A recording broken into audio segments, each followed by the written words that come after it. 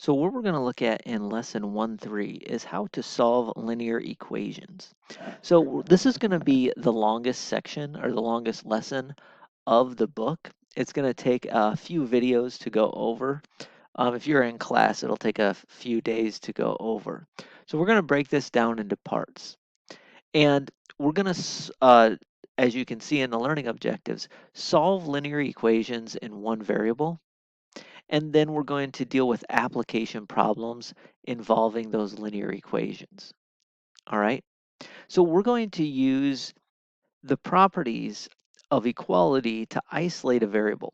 Basically, when we're solving a linear equation, what we're asking, well, what we're asking is what value can I plug into the variable to make things equal? All right, that's the big idea.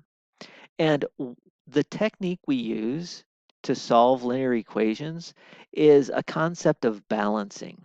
Okay, so in other words, we think of our equation having two sides, one on the left-hand side of an equal sign, one on the right-hand side of an equal sign.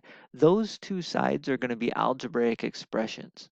So what we like to do is we like to figure out what number do you plug in into a variable in order to make that equality sign be true. So we have to sort of reverse engineer things. And when we do that, we have to maintain balance on both sides of the equations. So anything I do to one side, if I want to add or subtract a number from one side, I have to do that same thing to the other side. All right.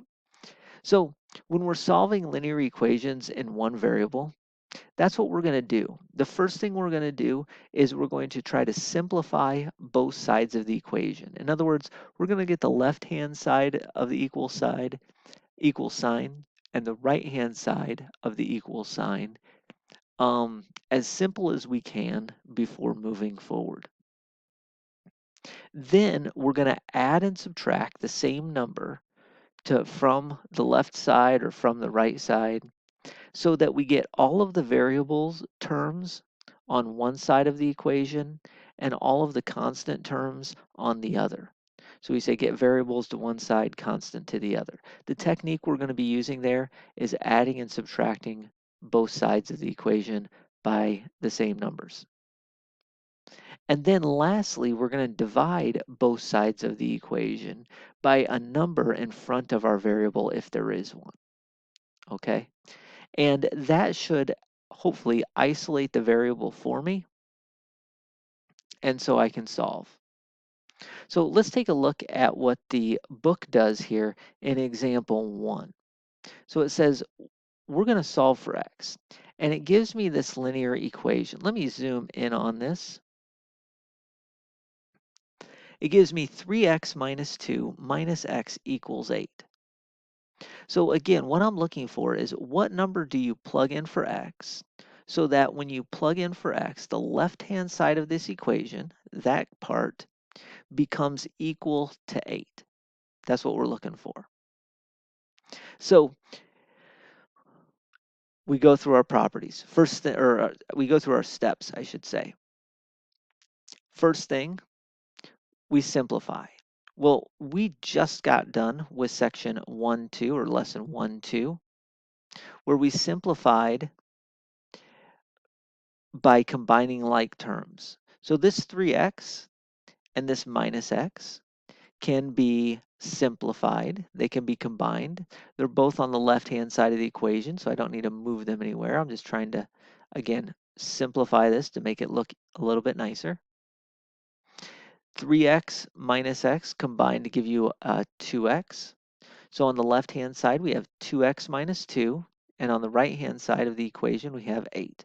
So 2x minus 2 equals 8 is our simplified equation.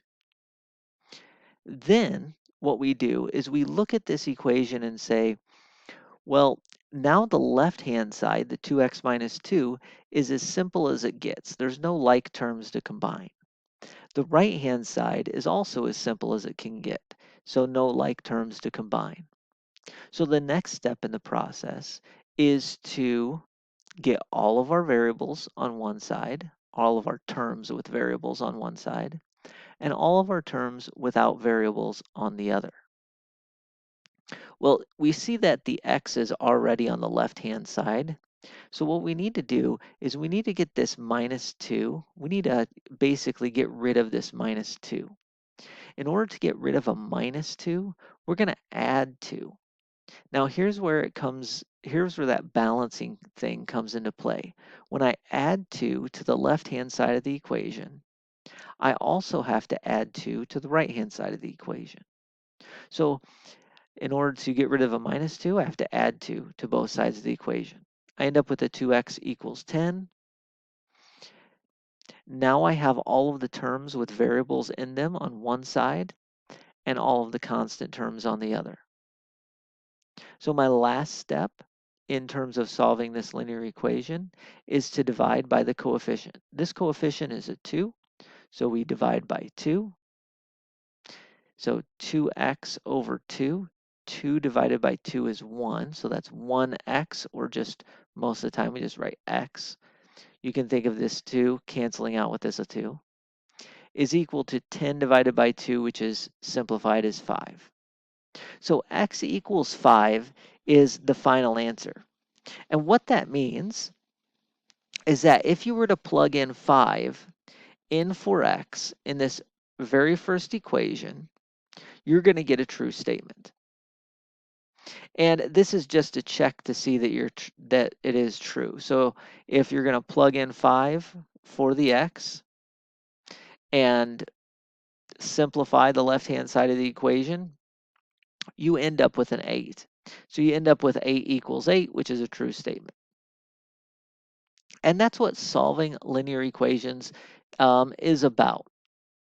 All right, using these properties, simplifying both sides of the equation, getting rid of terms with constants on one side and getting rid of variables on the other,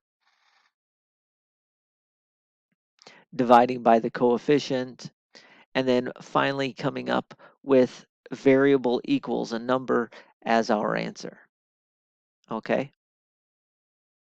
Now, there's some intricacies about how we do that, but I'm going to just start right now. Whoops. By going over some problems before we get into those intricacies.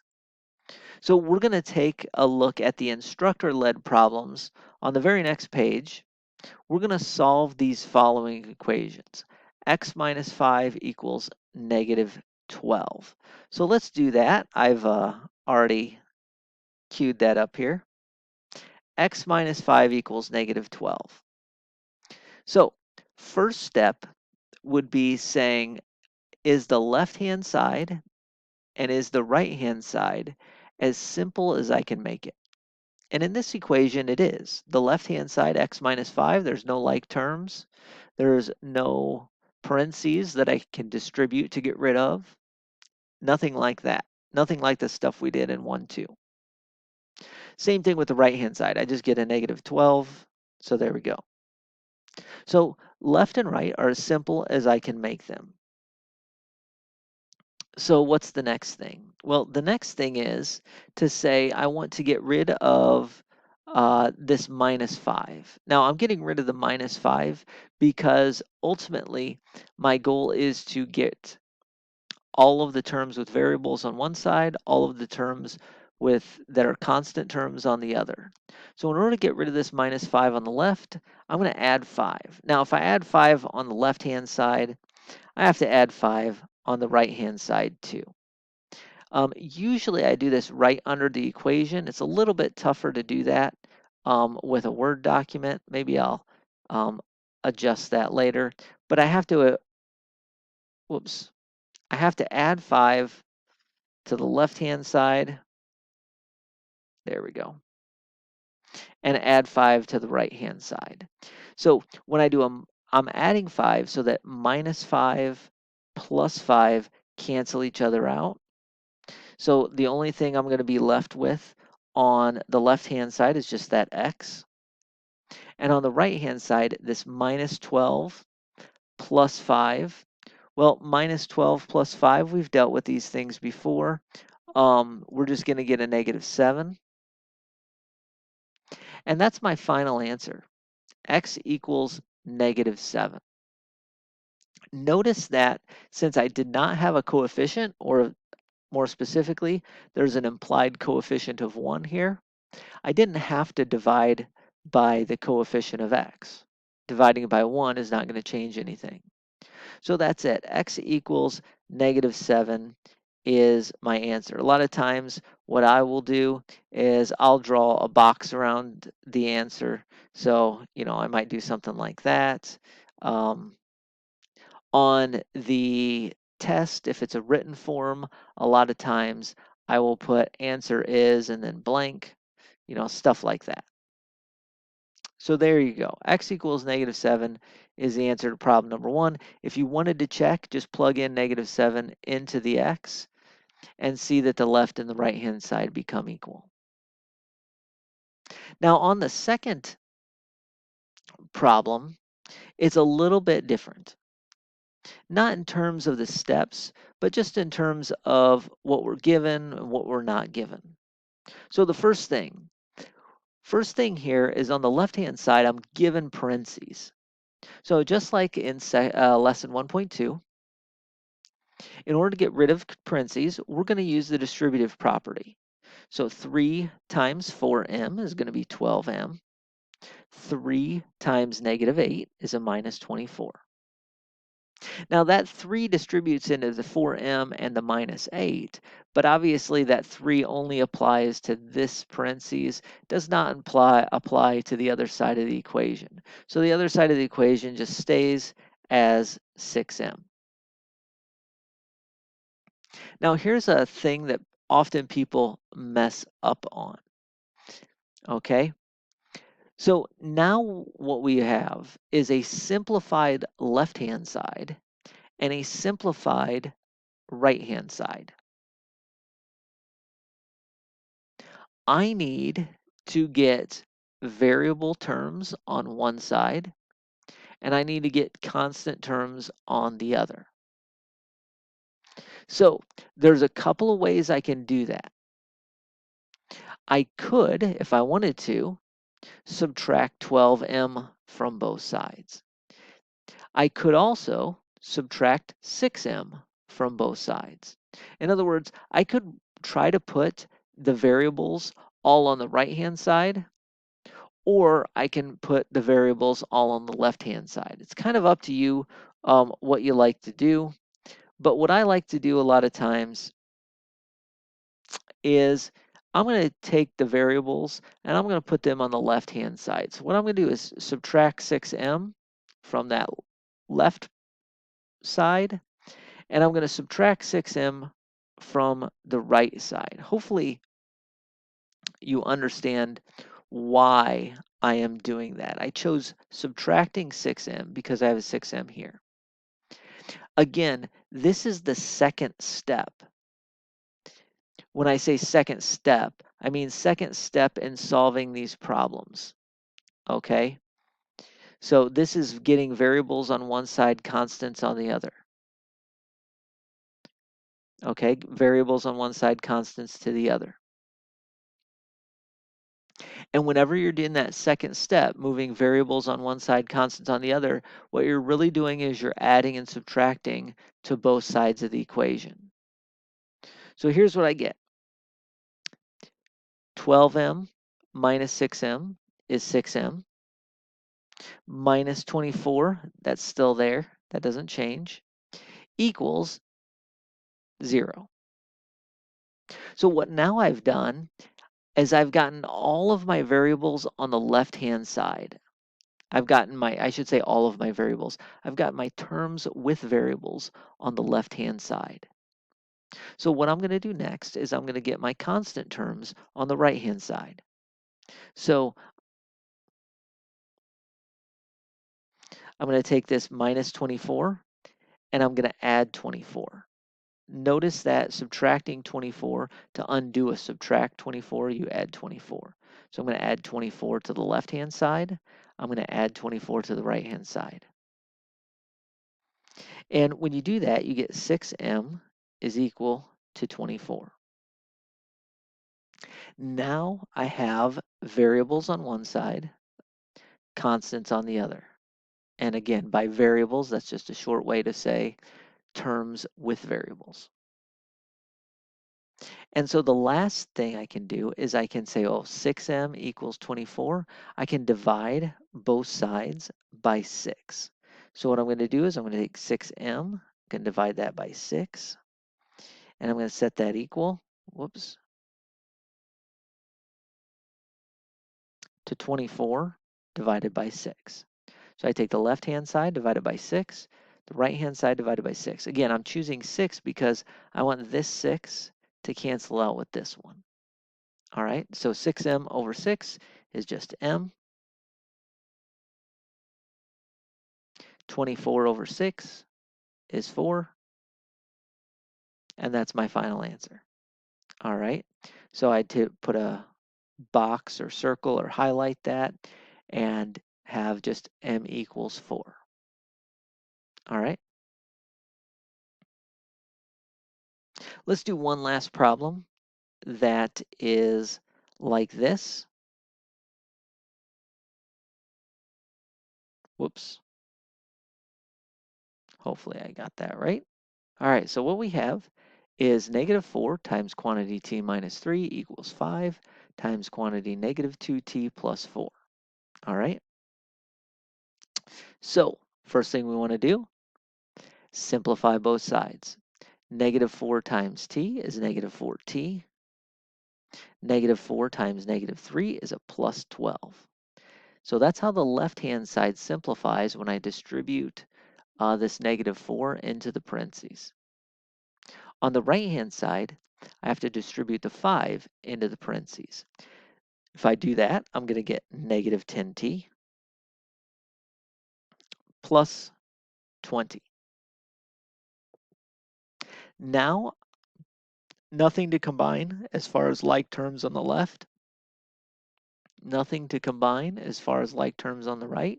So each side is as simple as it gets. So now I need to move variables to one side, terms with variables, I should say, on one side, and then my constant terms on the other. So again, you can choose either way. If I wanted to get rid of the negative 4t on the left, I could do that. If I want to get rid of the negative 10t on the right, I can do that. You know what? I'll get rid of the negative 10t on the right. If I want to get rid of minus 10t on the right-hand side, what I'm going to have to do is add 10t. If I add 10t on the right, I have to add 10t on the left. So add 10t on the left-hand side, add 10t on the right-hand side. On the left-hand side, negative 4t plus 10t is 6t. This plus 12 stays put, equals negative 10t plus 10t, that's 0t, which is just 0. And so only 20 is left on the right-hand side.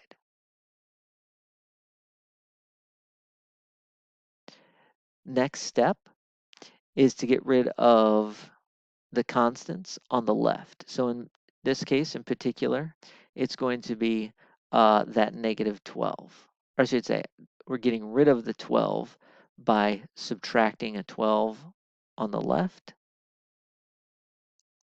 and subtracting a 12 on the right. So subtract from the left-hand side, subtract from the right-hand side, and we're good to go. So 6t equals 8.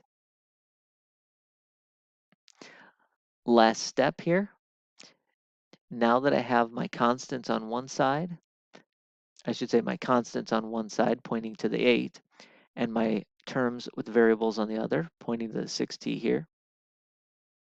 Now that I've done that, I can take and look at the coefficient of t, which is 6, and say I want to divide both sides by 6. So dividing both sides by 6, 6t divided by 6 cancels out. So 6 cancels out with the other 6, so you end up with t. And here's a trick. 8 over 6 does not turn into a nice fraction. I should say does not turn into a whole number. It does turn into a nice fraction. But it is an improper fraction if you change it to a fraction. So what I'm going to do is I'm going to leave my answer as a fraction.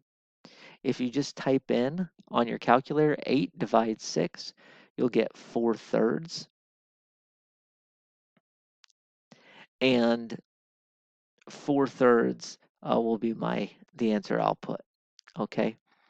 If you put 1 1/3, that'd be okay too. Again, just see what Moodle is asking for. So t is equal to 4/3 is that way. Okay, again, this is just type it into your calculator, then do the fraction to decimal, then do the A, B, C, D, E buttons, like we showed you in section 1.1. So there you go, there's our answer. The only way we can get a true statement is if you plug in 4/3 in for t into that original function, or I should say original equation. Sorry. So if you plug in 4/3 here and plug in 4/3 there, you'll end up with the left-hand side and the right-hand side becoming the same number. All right. So that's the basics of these types of problems. All right. We're going to get into a few little tricks as we go along.